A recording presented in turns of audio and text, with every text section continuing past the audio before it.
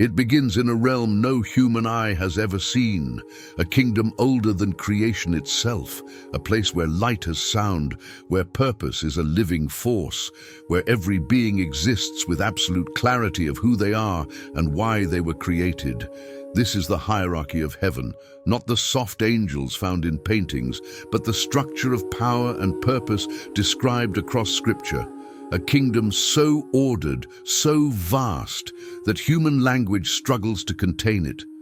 The Bible reveals glimpses, just enough for us to understand that heaven is not chaos, nor is it an endless choir of identical beings. It is a kingdom with ranks, roles, authority, and missions that shape the course of history. At the highest point, closest to the throne of God, are the Seraphim. Isaiah saw them and could barely speak. 6 wings, fire-like presence, voices so powerful that the foundations of the temple shook. They are not messengers. They do not leave heaven. They exist solely to proclaim the holiness of God, guarding the throne with eternal flames of purity. Below them are the cherubim, but not the childlike figures humans invented. Ezekiel saw them and collapsed in terror. 4 faces, human, lion, ox, eagle, wings that throb with living fire, and bodies covered with eyes, seeing in all directions at once. They are guardians of sacred places, protectors of divine mysteries, beings of impossible awareness. Then come the Ophanim, the wheels within wheels, the living gyres of fire that carry the glory of God itself, creatures that move without turning, guided only by the Spirit. Their purpose is transport, movement, the shifting of divine presence across realms unseen by humanity. These 3, Seraphim, Cherubim, and Ophanim, form the inner circle, the closest order to the throne. They do not descend to earth. They do not appear in human form. They exist where holiness is so overwhelming that even angels cover their faces. But below these beings begins the realm of angels who interact with humanity, who carry messages, execute judgments, protect nations, and wage spiritual war. First among them are the thrones, beings of absolute justice. They are not described in detail, but Scripture hints that they govern divine order, ensuring that God's will moves like a river that cannot be stopped. Next come the dominions, overseers of lower angels, commanders of heavenly operations. They carry authority, not messages, ensuring that every mission, every assignment, moves in perfect alignment. Then the virtues, angels of power, not physical strength, but the strength behind miracles, signs, and wonders.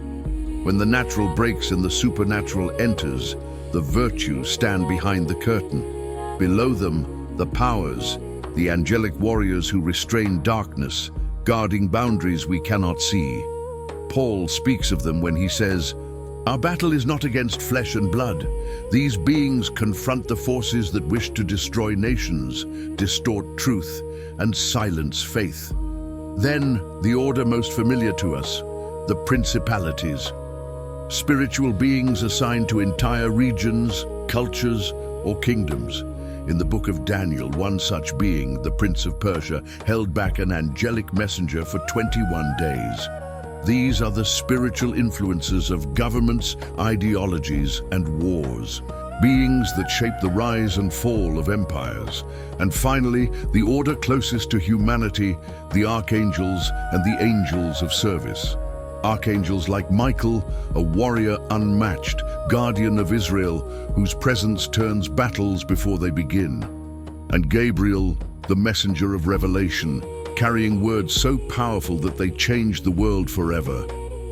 And then the angels we rarely notice, the ones Scripture simply calls angels. Not because they are lesser, but because they serve closest to us. These are the beings who protect, guide, deliver messages, and intervene in moments where heaven touches earth. And yet, for all this order, for all this staggering hierarchy, one truth stands above every rank.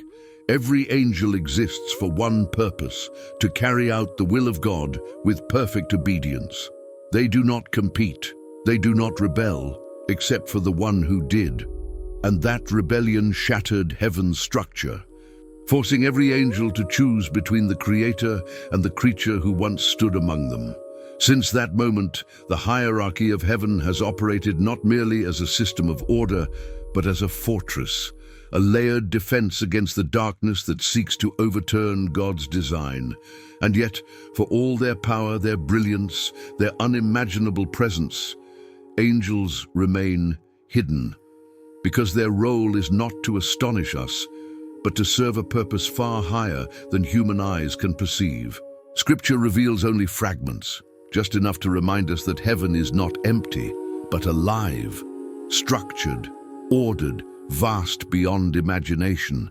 And in that vastness, every miracle, every answered prayer, every moment of divine protection flows through an unseen hierarchy, a kingdom that never sleeps, never falters, and never acts without purpose.